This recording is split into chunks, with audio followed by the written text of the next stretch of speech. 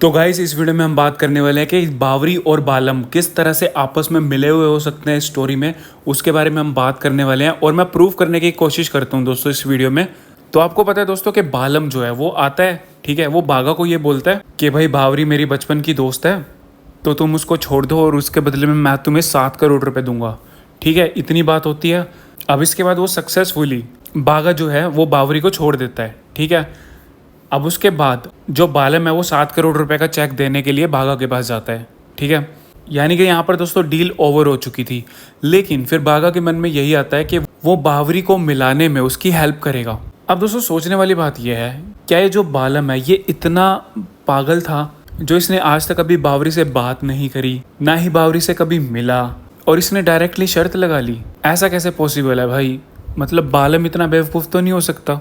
और दूसरी बात दोस्तों समझने वाली ये है कि ये जो पूरा प्लान है ना बालम का, ये सारा बागा का दिया हुआ है। मतलब कि गोकुलधाम सोसाइटी में जा, मेरी बुराई कर, ताकि बावरी को कन्विंस करने के लिए गोकुलधाम वालों की हेल्प ले। ये सब बालम का कोई दिमाग नहीं लगा हुआ इसमें, इसमें बागा का दिमाग लगा हुआ है। तो गाइस यहाँ पर बिल्कुल साफ हो जाता है कि अगर बावरी और बालम एक साथ मिले हुए हैं और ये इन दोनों की शर्त थी, तो मुझे ऐसा लगता है कि वो जो शर्त है वो बालम जीत गया था, क्योंकि वहाँ पर बागा ने बावरी को ब्रेकअप दे दिया था। यहाँ पर बालम की जीत हो गई थी। जैसे वो 7 करोड़ रुपए बागा रख लेता, तभी के तभी यहाँ पर जो है बालम जो है ये शर्त जीत जाता बावरी से। लेकिन बागा ने खुद से ही ये प्लान बना के दिया कि तुम बावरी को कैसे उससे शादी कर सकते हो, उसका पूरा प्लान बना के दिया और उसको पूरा गाइड किया।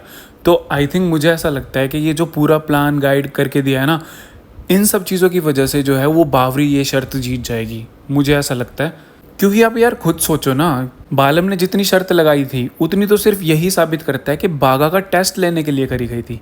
और बालम के पास भाई खुद ही कोई प्लान नहीं था कि वो बावरी को कैसे अप्रोच करेगा।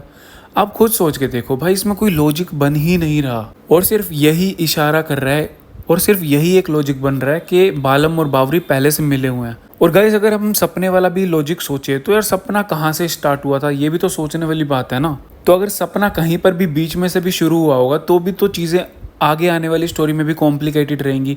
तो हाँ, ऑल एंड ऑल मुझे ऐसा लगता है कि इस स्टोरी को अगर एक पॉजिटिव क्लाइमैक्स देना है और बहुत ही जल्दी देना है, मतलब कि महीनों महीनों तक और स्टोरी नहीं खींचनी, तो भाई यही क्लाइमैक्स निकलने वाला है कि बालम और बावरी दोनों मिले हुए थे। उन्होंने बागा का लॉयल्टी टेस्ट करने के लिए कि वो कितना बावरी से प्यार करता है, इस चीज़ की शर्त लगाई होगी। तो हाँ, मुझे तो गाइस यही लग रहा है, अगर बागा ये 7 करोड़ रुपए का चेक ले लेता तो तभी ये शर्त जो है वो ओवर हो जाती।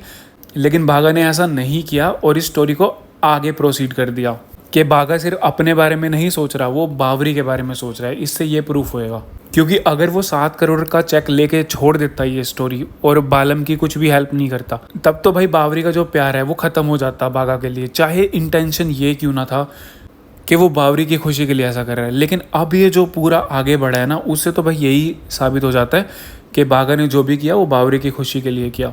तो हाँ गाइस, मुझे ओवरऑल यही स्टोरी समझ में आ रही है। बाकी मैं गलत भी हो सकता हूँ। बाकी आप कमेंट सेक्शन में बताना कि मेरी इस थ्योरी पर आप क्या बोलना चाहोगे। और वीडियो पसंद आई हो लाइक ज़रूर कर देना। इसी तरह की अपडेट्स के लिए जुड़े रहिए बॉलीवुड टॉक के साथ। मिलते हैं दोस्तों नेक्स्ट वीडियो में।